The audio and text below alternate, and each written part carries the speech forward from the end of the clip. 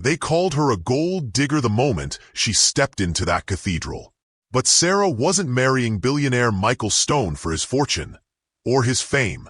She was marrying the man she loved, even if the world only saw a wheelchair and a bank account. Long before the accident that shattered his body, Sarah had given him her heart. But now, just days into their marriage, she discovers a horrifying secret. Michael's accident wasn't an accident at all. Someone close to him wanted him destroyed. And now, that same enemy is watching Sarah's every move.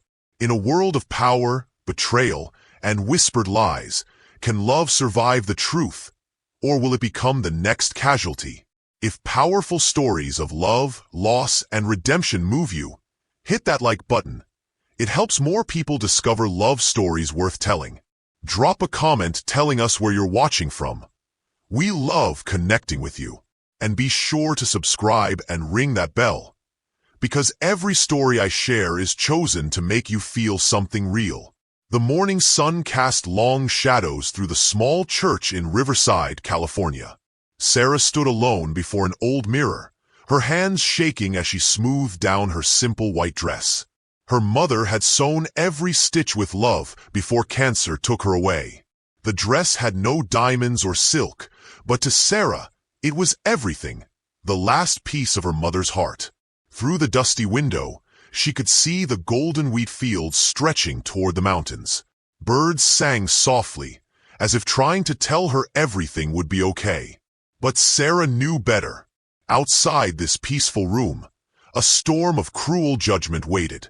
Today, she would marry Michael Stone, the young billionaire who once built schools for poor children. Now he sat trapped in a wheelchair, broken by tragedy. The world called him a cripple. They called her a gold digger. Neither was true. Sarah took a deep breath. This marriage wasn't just a business deal to her. It was a promise her heart had made long ago. A secret she'd never told anyone. Michael sat in his expensive wheelchair, wearing a perfect black suit that couldn't hide his useless legs. His green eyes looked empty, like an ocean drained of life. 2 years ago, everything changed. The car crash that killed his beloved brother David also stole his ability to walk. But Michael had a plan. His father's will was clear. Marry before age 30 or lose everything to his scheming cousin Ryan. Michael didn't want love anymore. Love had died with David on that dark highway. He just needed a wife who wouldn't interfere with his carefully controlled world. Sarah was perfect. A poor girl from the farming town of Riverside. No connections, no ambitions, no threats. She'd signed the contract with trembling hands but steady eyes. 3 years as his wife in name only. No emotions, no complications. Just business. Michael had only met her once before the wedding, in a cold lawyer's office. He didn't understand why she agreed to this strange arrangement. He didn't care to know. But when Sarah walked down the church aisle, something stirred in Michael's chest. She wasn't like the shallow women from his world. No designer clothes, no fake smiles. Her brown hair was pulled back simply. Her worn shoes made soft sounds on the wooden floor. She looked at him like he was the only person in the room. Like the whole world had disappeared. The church was packed, but the air felt thick with poison. Whispers cut through the silence like knives. "She's only after his money," hissed a woman in pearls. "The crippled billionaire and his gold digger," laughed a man in an expensive suit. "She'll run the moment she gets paid." Outside, reporters pushed and shoved, cameras flashing.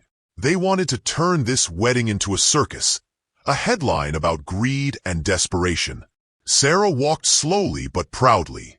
She felt every cruel stare, every harsh judgment. But she didn't stumble.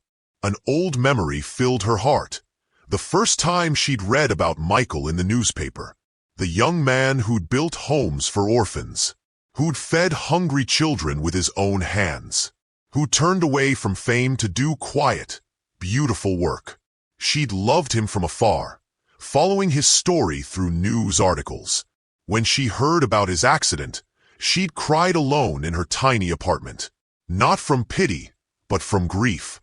A brilliant light had been swallowed by darkness. Now, standing before him, she knew she hadn't just signed a contract. She'd signed her heart away to the man she'd secretly loved for years. The old priest spoke warmly. "Sarah, do you take this man as your husband, in sickness and health, in wealth and poverty?" Sarah looked deep into Michael's empty eyes. "I do," she said, her voice ringing clear through the silent church. Only she knew those words came from her soul, not from duty. Cruel laughter exploded from the back rows. Camera flashes blinded her for a moment. Sarah blinked, then gently took Michael's cold hand and squeezed it softly. His hand was like ice. It didn't squeeze back. But she didn't let go. Michael's mansion sat on a hill overlooking Malibu, surrounded by ancient oak trees. From outside, it looked like a palace, gray stone walls covered in ivy, tall windows, and perfect rose gardens. But inside, it felt like a tomb. The marble floors gleamed under crystal chandeliers. $1,000,000 paintings covered the walls. But the emptiness was overwhelming. Joy had been drained from every room, leaving only hollow silence. Michael treated Sarah like a ghost, someone who existed only to serve basic needs. "Bring me water," he'd command, his voice sharp and cold. "Close the door," he'd order, never looking up from his book. To Michael, Sarah was just a line in a contract, a cold arrangement that let him keep his inheritance and CEO position. The deal was simple. She'd get paid well after 3 years, as long as she played the perfect wife. Silent, obedient, invisible. He believed she was here for money. He had no intention of letting her break through the wall he'd built around his heart. But Sarah wasn't shaken by his coldness. Quietly, patiently, she cared for him like she'd once tended flowers in her mother's garden. No expectations, no demands. Just gentle love. Every morning, she cleaned his enormous room and arranged books he never read. She cooked simple meals, vegetable soup, fresh bread, and placed them on the table with wildflowers from the garden, hoping color might ease his loneliness. At night, she sat by his window reading old novels aloud in a warm voice. He often cut her off harshly. "That's enough. Go away." Sarah never complained. She understood that Michael's coldness wasn't hatred for her. It was armor protecting old wounds. One afternoon, golden sunlight streamed through the curtains as Sarah did something she'd wanted to do for weeks. She knelt beside Michael and gently placed her hands on his motionless legs, beginning to massage them with careful, loving movements. "What are you doing?" he snapped, pushing her away roughly. "Stop. I don't need that." Sarah looked up at him calmly. "The doctor said this might help your circulation," she said softly. "Please, just let me try once." Michael stared at her with eyes like ice, as if trying to see through her soul. But he said nothing more. Finally, he turned his face away and let her continue. Sarah worked in silence, her hands moving gently, trying to give him warmth. She didn't expect thanks. But when she stood up, she noticed his hands had relaxed slightly. That evening, Sarah began sharing memories. "When I was little, I used to run through the wheat fields behind our house," she said, her voice like a soft breeze. "Whenever I felt sad, I'd sit there and watch the sky. It always made me feel like things would be okay. Do you have a place like that, Michael? Somewhere that makes you feel safe?" Usually, he'd tell her to be quiet. His eyes stayed fixed on the wall. But Sarah noticed his shoulders had relaxed just a little. She didn't push. She just smiled and went back to reading. One night, a fierce storm shook the mansion. Rain pounded the windows as thunder crashed overhead. Sarah woke to a strange sound, a low groan coming from Michael's room. She threw on her robe and rushed through the dark hallway, her heart pounding. Pushing open his door, She found Michael lying in bed, his forehead soaked with sweat, his hands gripping the sheets. "David, don't go," he whispered in his sleep, his voice breaking with pain. "Don't leave me. Please." Sarah's heart shattered. David, Michael's older brother who died in the crash.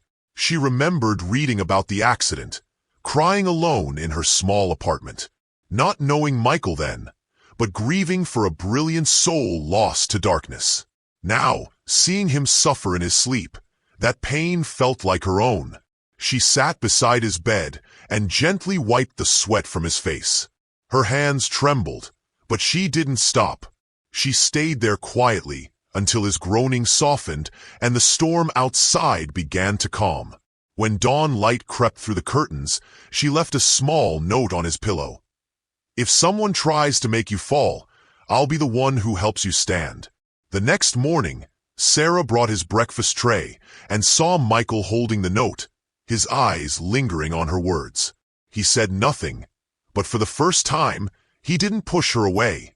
"You don't have to do all this," he said quietly, his voice no longer ice-cold. "The contract doesn't require you to care." Sarah smiled gently as she set down the tray. "I'm not doing it because of the contract," she replied, her eyes glowing with quiet warmth. "I'm doing it because I want to." Michael looked at her for a long moment, as if searching for something in her words. He didn't respond, but as she walked away, she heard him exhale softly. The glass wall between them had begun to crack. In the mansion's dusty library, Sarah ran her fingers along old book spines. For weeks, something had felt wrong. The staff avoided her eyes. Conversations stopped when she entered rooms. And Michael's cousin Ryan, with his fake smile and sharp stare, made her deeply uncomfortable. While looking for a gardening book, Sarah accidentally found a hidden drawer in an old wooden desk. Inside was a medical file with Michael's name, its pages yellowed with age. Her heart pounded as she opened it. Several key pages about Michael's condition after the accident had been torn out. She found mention of a witness, a mechanic named Danny who'd worked on Michael's car before the crash. When she asked the butler about Danny, he answered quickly. He moved overseas right after. No one knows where. Sarah gripped the file tighter. She didn't believe in coincidences. Digging deeper, she found an old repair receipt in the garage. It was dated one day before Michael's accident, signed by Danny. A handwritten note was attached. Brake inspection completed per special request. No trace left. At the bottom was a small thank you note. "Thanks, Ryan. Job done." The payment signature read, R. Morrison, Ryan's last name. Sarah's blood ran cold. Why had Ryan paid to have Michael's car repaired? And why would Danny note that no trace was left? That evening, Sarah found Michael in his study, golden sunset light streaming through tall windows. A book lay open on the table before him, unread.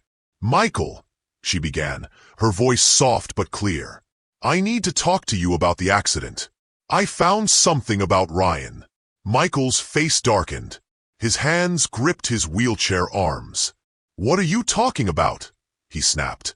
"You're making things up to get closer to me. Ryan is family. You think I'd believe you? Someone who's only here for money over him?" His words cut deep, but Sarah didn't back down. She placed the receipt and note in front of him. "This is a repair bill for your car. One day before the crash," she said calmly. "It says the brakes were inspected under special request, with no trace left. Ryan paid for it. And this note from Danny says the job was done." Michael stared at the documents. For the first time, Sarah saw him truly shake. His hands clenched the table edge until his knuckles turned white. "Ryan was the only one there for me after the accident," he said, his voice breaking. "He handled everything. The police said it was brake failure. No signs of tampering. Now you want me to believe he betrayed me?" Sarah knelt to meet his eyes. "I know you trust Ryan," she said gently. "I don't want to hurt you. But if there's even a chance the crash wasn't an accident, you deserve to know. Let me look further. You don't have to believe me yet.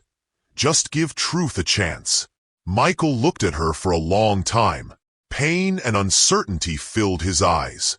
Finally, he nodded slowly.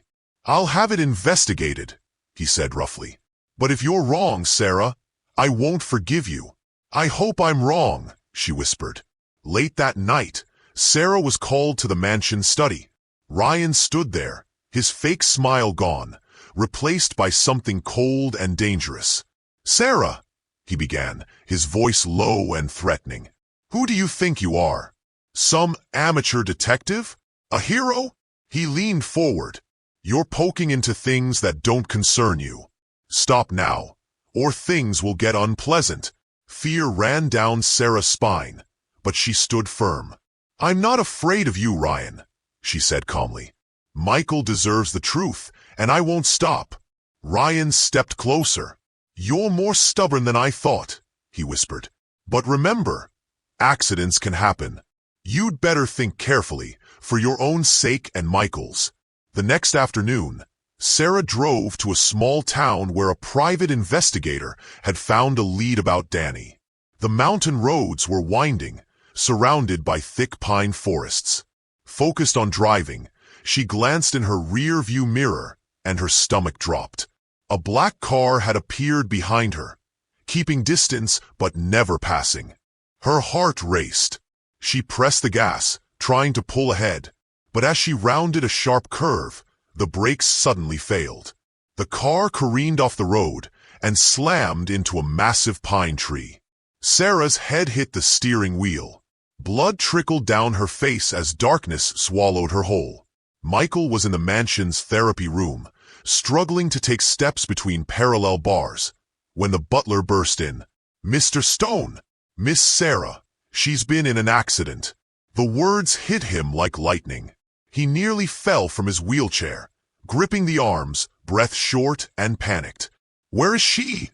he shouted, his voice breaking. At the crash site, Michael saw the crumpled car against the tree and Sarah lying motionless on a stretcher, blood on her forehead. His heart felt like it stopped. The past came flooding back, screeching metal, David's scream, the darkness swallowing everything. He'd blamed himself endlessly for surviving when David didn't. Now, staring at Sarah unconscious, a new terror gripped him. Was fate repeating itself? Were the people he loved being taken one by one? "Sarah," he cried out, tears streaming down his face.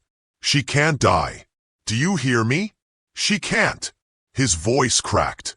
No longer cold, no longer controlled. Pure panic overwhelmed him. In the dim hospital room, Sarah lay unconscious, a bandage covering the cut on her forehead. Michael sat beside her, gripping her hand so tightly his knuckles were white. He hadn't slept since the accident. When Sarah's eyes finally fluttered open, the first thing she saw was Michael's hollow face, his red eyes, the way he held her hand like she might disappear. "Michael," she whispered weakly. He leaned closer, tears streaming down his cheeks. "Sarah," he said, his voice rough and trembling. "Don't ever scare me like that again." For the first time, Sarah saw him completely vulnerable. Not physically, but emotionally exposed. A heart no longer guarded. "I promise," she said softly. Michael's grip tightened on her hand. "Sarah," he began, his voice low and shaking. "I married you for the inheritance, for the CEO position. It was all calculated, without emotion. I thought you were the same. Here for money. But when I saw you lying there unconscious, I realized I couldn't survive losing you. Not like I lost David." He paused, drawing a shaky breath. "I don't want to live in a world where you're not in it." Sarah's heart swelled with warmth. "Michael," she said gently, "I didn't marry you just for the contract. I've loved you for a long time. Long before you knew me. I saw you building schools for orphans, carrying children in your arms. When I heard about your accident, I cried alone, not from pity, but because I mourn for a brilliant soul lost to darkness. I'm here because I want to be, whether you're a billionaire or just Michael, learning to rise again." Michael looked at her as if seeing her for the first time. "You love me," he whispered. "Why? I'm not that man anymore." Sarah shook her head and pulled him into her embrace. "Your heart is still here, and it's stronger than you know. I love you not for who you were, but for who you are right now." Michael let her hold him, his arms slowly wrapping around her. He leaned down and kissed her, gentle but passionate, like a promise, like healing light breaking through years of darkness. "I don't know if I deserve you," he whispered. "You don't have to deserve me," Sarah replied softly. "You just have to be here with me." Months later, Michael stood before the mirror in his bedroom, adjusting his tie with slightly trembling hands. He now walked with only a light cane, testament to grueling recovery with Sarah's unwavering support. Today, he would face Ryan in the boardroom, not as a broken man, but as someone who had reclaimed his strength.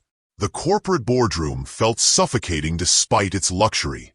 Ryan stood at the head of the long table, presenting his plan to take over as CEO. "Michael is no longer fit to lead," Ryan said smoothly. "I propose we transfer power today." Before he could continue, the doors burst open. Michael stepped inside, each step deliberate and strong. The room fell silent. Sarah followed, calm but fierce. Ryan's smug smile faltered. "I'm not here to negotiate, Ryan," Michael said steadily.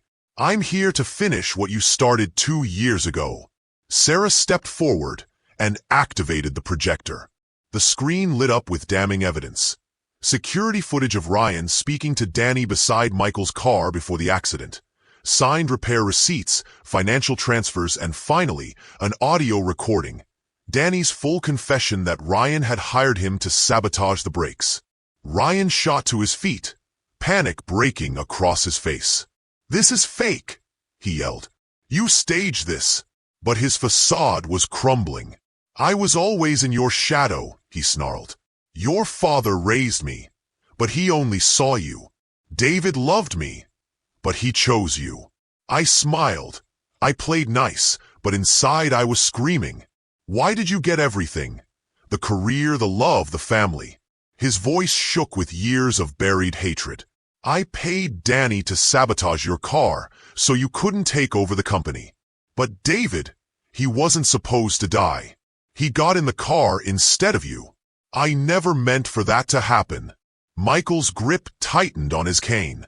Tears filled his eyes, but his voice remained firm. "My father loved you like a son. David protected you. We were brothers, the 3 of us. But you chose betrayal.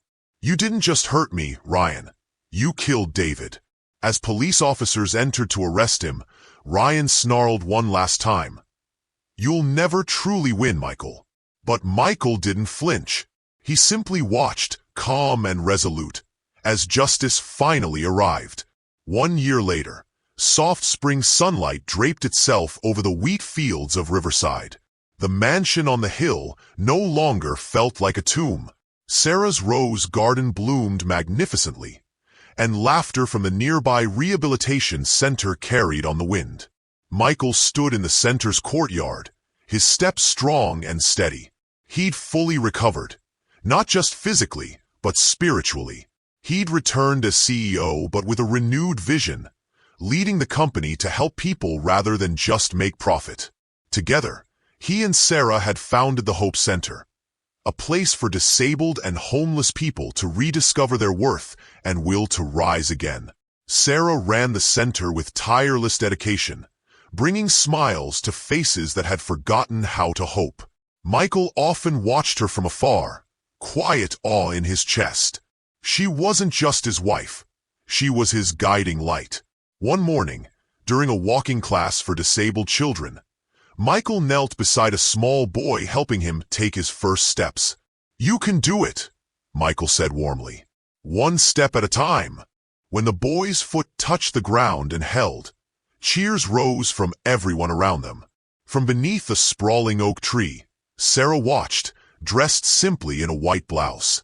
She saw Michael, not as the CEO or the man who'd healed, but as someone giving back the very hope he'd once struggled to find.